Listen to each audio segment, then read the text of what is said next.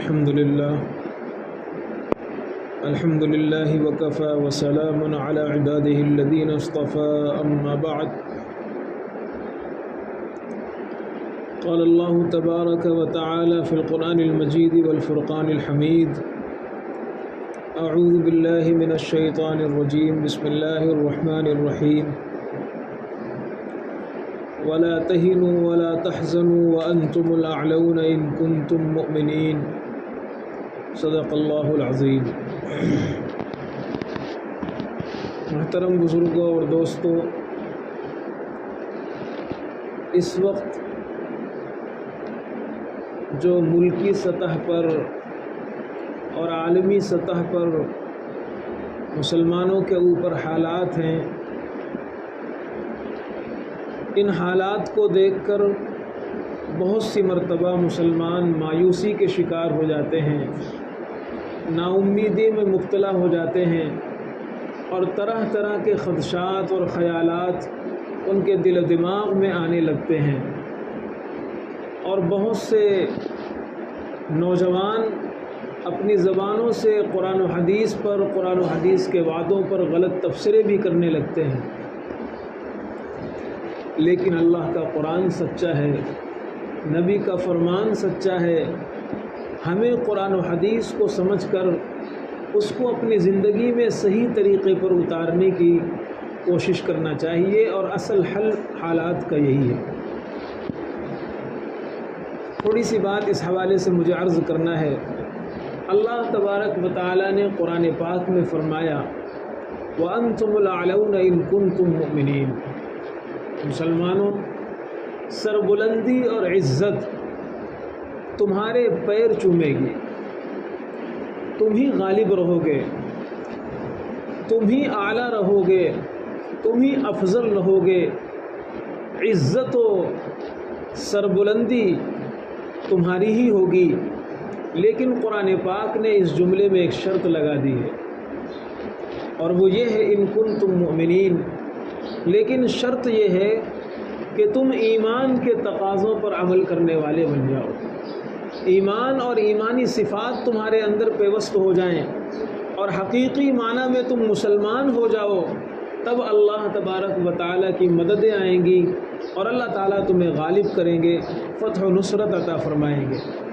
آج کل کے جو حالات ہیں ہماری آنکھوں کے سامنے ہیں، اور کس طرح منصوبہ بند طریقے پر، پلاننگ کے ساتھ مسلمانوں کے وجود کو ختم کرنے کی کوشش کی جا رہی ہے۔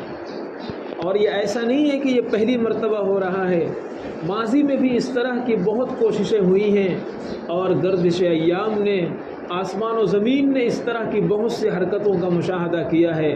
لیکن کیا مسلمان اس دنیا سے ختم ہو گئے؟ کیا ایک اللہ کو ماننے والے اس دھرتی سے مٹ گئے؟ کیا قرآن کا نام و نشان ختم کر دیا گیا؟ بہت کوششیں ہوئی ہیں، اس سے بہت زیادہ ہوئی ہیں۔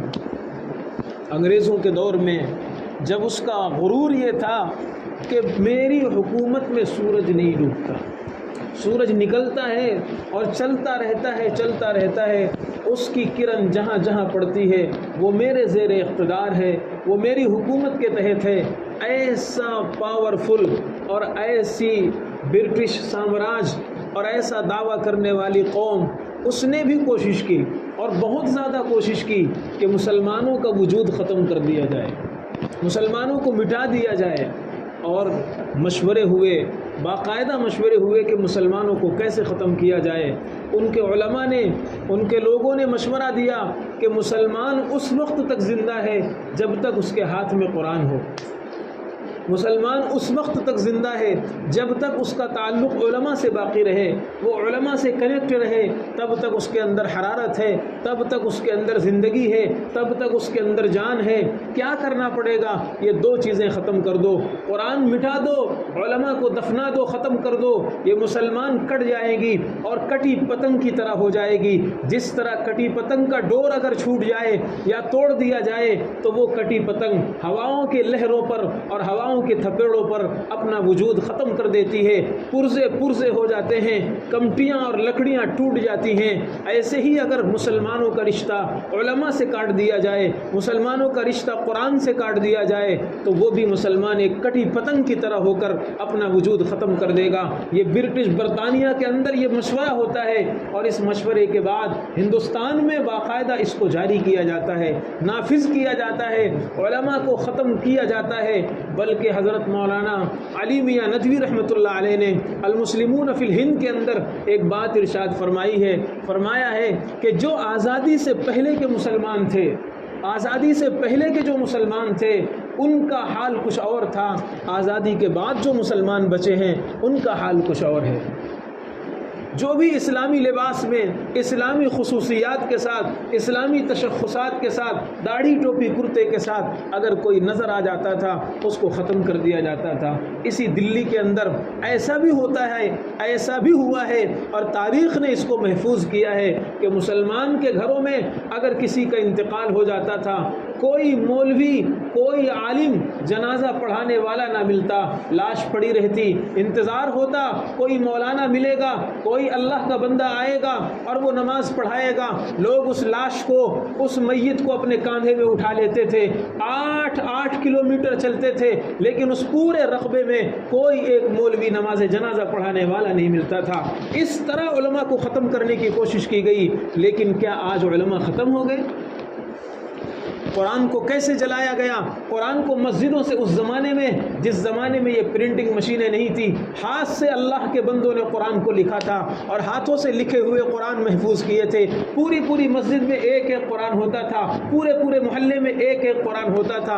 اس زمانے میں انگریزوں نے 3.5 لاکھ قرآن کے نسخے جلائے تھے، مسجدوں سے، گھروں سے، اور اس طرح دوسری جگہوں سے قرآن کو اکٹھا کیا جاتا تھا، اور طاقت کے بلبوتے پر اور طاقت کے زور پر قرآن کے ان نسخوں میں آگ لگا دی جاتی تھی، قرآن کو جلا دیا جاتا تھا۔ لیکن اللہ جس کی حفاظت کرنے والا ہو اسے دنیا مٹا نہیں سکتی ہے۔ اللہ نے قرآن کی حفاظت کی ذمہ داری لی تھی، انا نحن نزلنا الذکر وانا له لحافظون۔ قرآن کے ایک ایک حرف کی حفاظت کی ذمہ داری رب العالمین کی ہے۔ قرآن مٹنے والا نہیں ہے۔ کاغذوں میں لکھے ہوئے قرآن کو دفنا دو، کاغذوں میں لکھے ہوئے قرآن کو جلا دو، لیکن 11 سال کا بچہ، 5 سال کا بچہ، 60 سال کا بوڑھا، سینوں میں جس نے اپنے قرآن کو لکھا ہے اس کے سینے سے قرآن کو کیسے مٹاؤ گے؟ علماء کو ختم کیا، قرآن کو ختم کیا، سب کچھ حالات ایسے بگڑ گئے تھے اور مسلمان ایسے نا امید ہو گئے تھے کہ قیامت کا منظر تھا۔ لیکن پھر حالات نے کروٹ کھایا، پھر حالات نے پلٹا کھایا، اور آج اللہ کا شکر ہے گھر گھر مولانا ہے، ہر مسجد میں امام مسجد موجود ہیں، نماز جنازہ پڑھانے والے، نام رکھنے والے اور طریقے بتانے والے، مسائل سکھانے والے حفاظ ہیں، علماء ہیں، مفتیان ہیں، مساجد ہیں، مدارس ہیں، قرآن پاک ہیں، اور قرآن پاک کے بے شمار نسخے ہیں۔ نہ وہ قرآن ختم ہوا، نہ علماء ختم ہوئے۔ بالکل اسی طرز پر، اور اس سے پہلے اگر تاریخ کو دہرایا جائے اور تھوڑا سا ماضی کے اوراق کو کھنگالا جائے، فتنے، ہلاکو خان کا فتنہ ہے، چنگیز کا فتنہ ہے جسے فتنہ تاتار کہا جاتا ہے، اللہ اکبر، وہ ایسا قیامت والا منظر تھا کہ لوگ سمجھتے تھے، اس زمانے کے بعض علماء نے لکھ دیا تھا کہ جو قرب قیامت کی جنگیں بتائی گئی تھی وہ یہی جنگ ہے، اور اب قیامت بالکل قریب آ گئی ہے۔ ایسے حالات تھے۔ مسلمانوں کا علمی مرکز اور مسلمانوں کا علمی شہر جسے بغداد کہا جاتا ہے، اس بغداد کے کتب خانوں کی کتابیں نکال کر دریا میں پل بنایا گیا تھا، اور اس سے بیک وقت 2 بیل گاڑیاں گزر سکتی تھیں۔ کئی مہینے تک دجلہ کا پانی کالا ہو گیا تھا، صرف کاغذ کی روشنائی اور سیاہی کی وجہ سے۔ ایسی کتابیں برباد کی گئی، ایسے علماء کو دفن کیا گیا، شہید کیا گیا، لیکن کیا مسلمان مٹ گئے؟ قرآن مٹ گیا؟ علماء مٹ گئے؟ کچھ بھی نہیں۔ اور یہ کوششیں پہلے بھی ہوئی ہیں، اب بھی ہو رہی ہیں، اور قیامت تک ہوتی رہیں گی، لیکن اللہ کا وعدہ سچا ہے۔ اللہ تبارک و تعالی اسلام کی حفاظت کرنے والا ہے۔ نبی پاک صلی اللہ علیہ وسلم کی پیاری زبان نے ارشاد فرمایا، الاسلام یعلو ولا یعلا، اسلام غالب ہوگا، اسلام کے اوپر کوئی غالب ہونے والا نہیں۔ یہ بہت کوششیں کر رہے ہیں، الف سے لے کر کے یا تک ایڑی چوٹی کا زور لگا رہے ہیں، طاقت کے بلبوتے پر کوئی ثبوت نہیں، کوئی چیز نہیں، لیکن سب انہی کا ہے اور ساری چیزیں انہی کی ہیں۔ اور پرانی کہاوت مشہور ہے، جس کی لاٹھی اس کی بھینس، جس کے ہاتھ میں ڈوئی اس کے ہاتھ میں سب کوئی۔ یہ پرانی مثل ہے اور واقعی بات یہی ہے۔ تو حالات کو طاقت کے بلبوتے پر، اقتدار کے نشے کے بلبوتے پر دوسرے رخ پر لے جایا جا رہا ہے، لیکن مسلمانوں گھبرانے کی ضرورت نہیں۔ ابھی قرآن زندہ ہے، ابھی علماء زندہ ہیں، ابھی اللہ کا نام زندہ ہے، ابھی اسلام باقی ہے، ابھی یہ سب چیزیں گھبرانے کی ضرورت نہیں ہے۔ ضرورت کس چیز کی ہے؟ اللہ نے جو قرآن میں فرمایا ہے کہ اے مسلمانوں تم مسلمان بن جاؤ، وَأَنْتُمُ الْأَعْلَوْنَ إِن كُنتُم مُؤْمِنِينَ۔ پریشانی یہ ہے کہ ہم مسلمان نہیں رہے، پریشانی یہ ہے کہ ہم مسلمان نہیں رہے۔ اللہ کے نبی صلی اللہ علیہ وسلم نے فرمایا، اللہ تبارک و تعالی بسا اوقات کسی قوم سے ناراض ہو جاتا ہے، غضبناک ہو جاتا ہے، پھر اپنی ناراض شدہ قوم اس پر مسلط کر دیتا ہے، کسی کافر کو، کسی یہودی کو، کسی عیسائی کو، کسی اور ظالم طاقتوں کو ان پر مسلط کر دیتا ہے، انہیں بھی ختم کر دیتا ہے، اور ان سے بھی اللہ ناراض رہتا ہے۔ کہیں ایسا نہ ہو کہ اللہ تبارک و تعالی ہم سے ناراض ہو گیا ہو۔ خود قرآن پاک میں اللہ تبارک و تعالی ارشاد فرماتے ہیں، ما اصابکم من مصیبت فبما کسبت ایدیکم ویعفو عن کثیر۔ دیکھو ایک کانٹا بھی اگر تمہیں چبھتا ہے تو وہ تمہارے کسی غلط حرکت کا نتیجہ ہے۔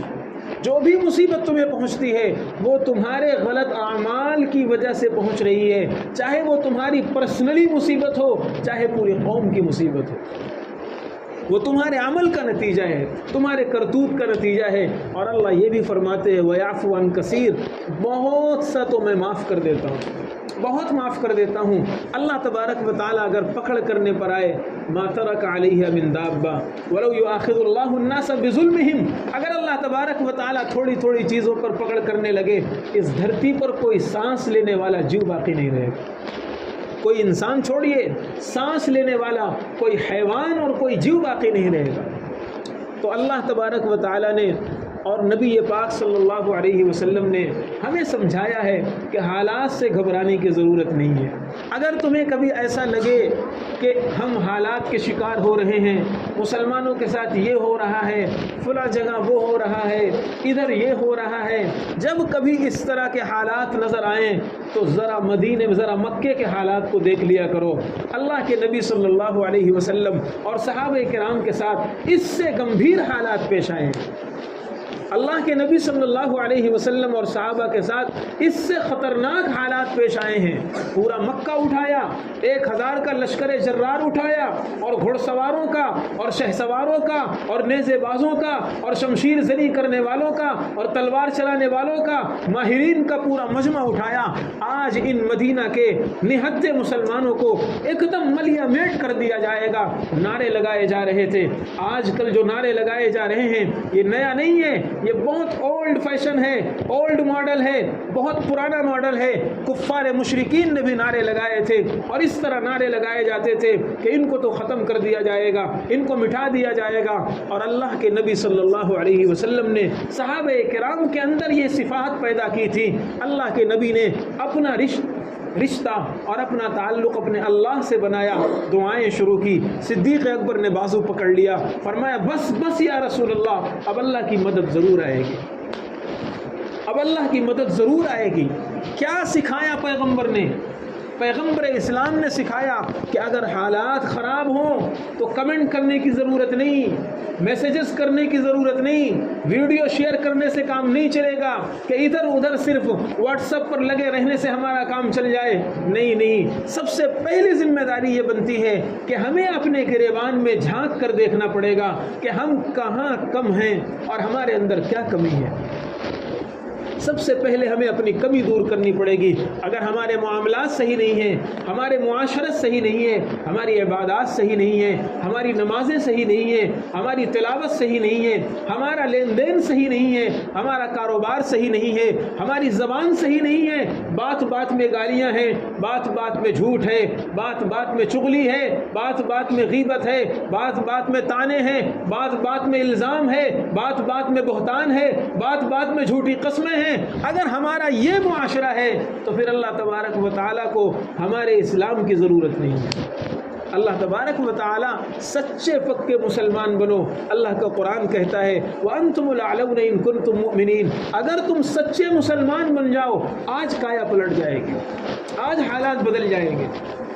اس لیے کہ اللہ تبارک و تعالی کسی جج کا محتاج نہیں ہے, فیصلوں کا محتاج نہیں ہے, کاغذی کارروائی کا خدا محتاج نہیں ہے.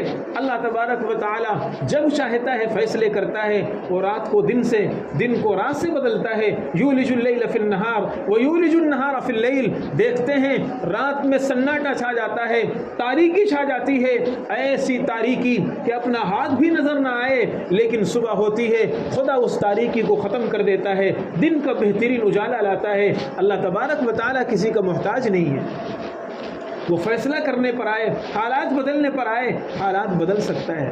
اللہ کے نبی صلی اللہ علیہ وسلم نے ایک موقع پر ارشاد فرمایا کہ ایک زمانہ آئے گا تمہاری تعداد بہت ہوگی, 20 کروڑ سے زیادہ ہو مسلمانوں, تمہاری تعداد بہت ہوگی لیکن تمہاری ویلو نہیں ہوگی. غصاؤن کا غصائی سیل, تمہاری کنڈیشن اور تمہاری پوزیشن اس وقت ایسی ہوگی جیسے جب سیلاب آتا ہے تو سیلاب میں جو کچڑا بہتا ہے اس کچڑے کی جو حیثیت ہوتی ہے وہ تمہاری حیثیت ہو جائے گی. جیسے پانی کا ایک تھپیڑا آتا ہے, کچڑے کو یہاں سے وہاں گراتا ہے, یہاں سے وہاں کرتا ہے. جب بڑا سیلاب کا ریلا آئے پھر آپ کچڑے کو دیکھیے, کچڑا ادھر سے ادھر الٹتا پلٹتا ہے, کڑمڑی کھاتا ہے اور یہاں سے وہاں گول گول گھومتا رہتا ہے. اللہ کے پیغمبر نے یہی مثال دی, غصاؤن کا غصائی سیل, تم ایسے ہوگے جیسے سیلاب کا کچڑا, جیسے سیلاب کے کچڑے کی حالت ہوتی ہے. اے مسلمانوں تمہاری حالت ویسی ہوگی. صحابہ نے سوال کیا کیا ہم تعداد میں تھوڑے ہوں گے, کیا ہم تعداد میں کم ہوں گے؟ آپ نے فرمایا نہیں نہیں, تمہارے اندر تعداد بہت ہوگی, تم تعداد میں بہت زیادہ ہوگے, دیکھنے میں بہت مسلمان نظر آئیں گے, لیکن اللہ کے پیغمبر نے فرمایا تمہارے اندر وہن چھا جائے گا, تمہارے اندر وہن آ جائے گا, بزدلی آ جائے گی, خوف آ جائے گا, ڈر پیدا ہو جائے گا. صحابہ نے پوچھا کیوں ایسا ہوگا؟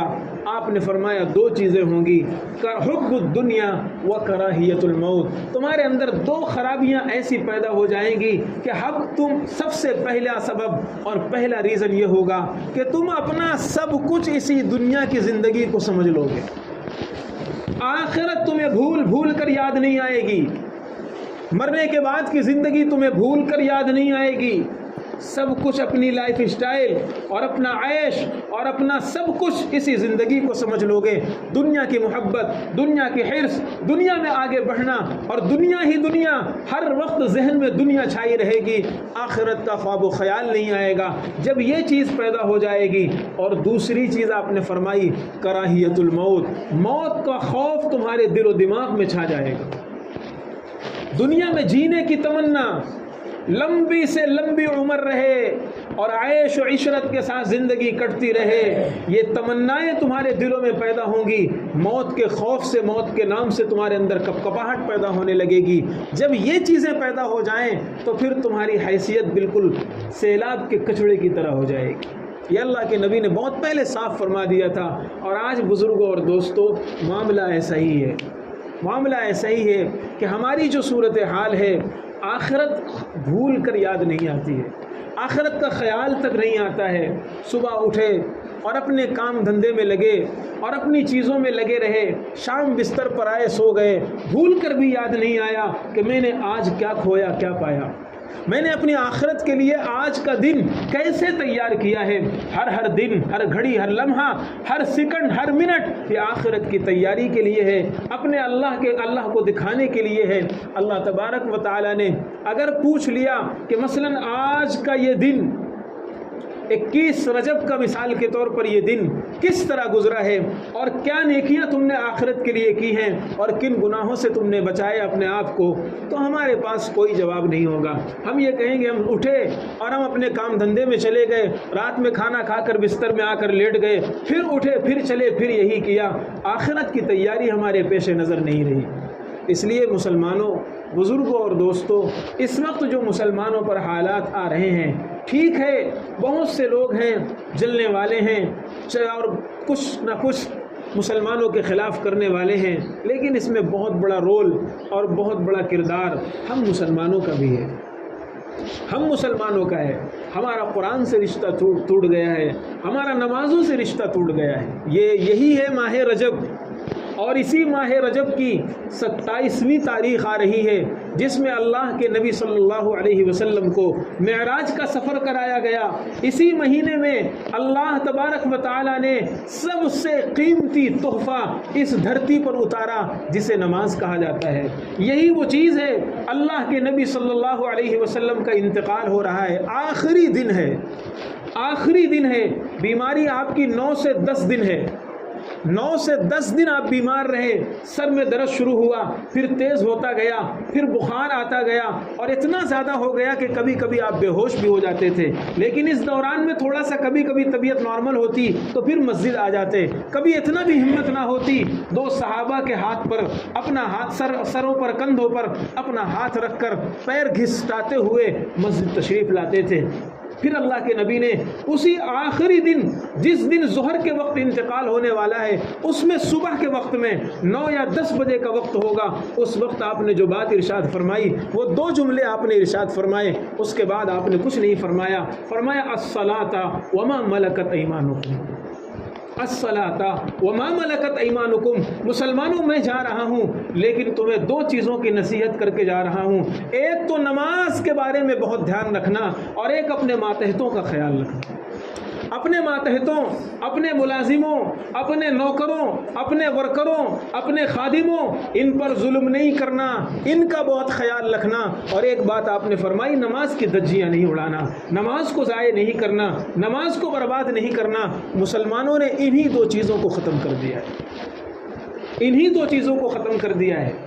آپ یہ بتائیے، یہ رجب کا مہینہ چل رہا ہے، اسی رجب کے مہینے میں اللہ تعالیٰ نے ہمیں نماز کا تحفہ عطا فرمایا، اور اسی مہینے میں کیا ہر وقت ہماری عادت ہے، فجر تو ہماری غائب ہی رہتی ہے، فجر تو الا ماشاءاللہ کوئی پڑھنے والا ہو۔ بہت کم لوگ ہیں ایسے جو فجر کی نماز کا اہتمام کرتے ہیں اور فجر کی نماز پڑھ لیتے ہیں۔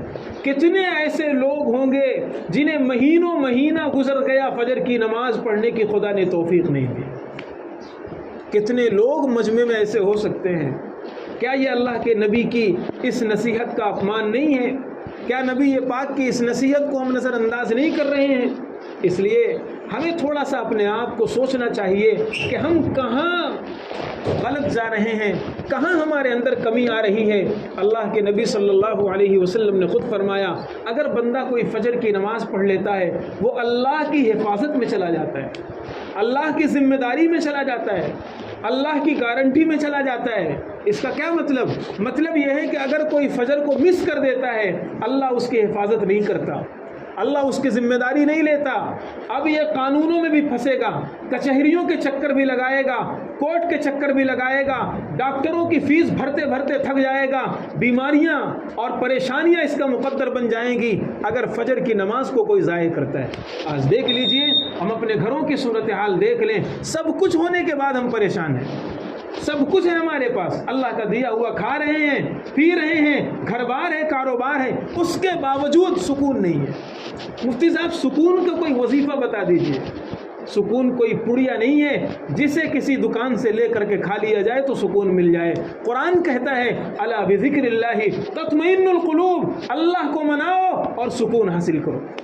اگر ہم اللہ کی نافرمانی کرتے رہیں گے، خدا کی قسم کبھی سکون نہیں مل سکتا۔ سکون وہی ملے گا جہاں رسول اللہ نے سکون بتایا ہے۔ اللہ کے پیغمبر نے فرمایا جعلت قرۃ عینی فی الصلاۃ، مسلمانوں میری آنکھوں کی ٹھنڈک نماز ہے، میری آنکھوں کی ٹھنڈک نماز ہے۔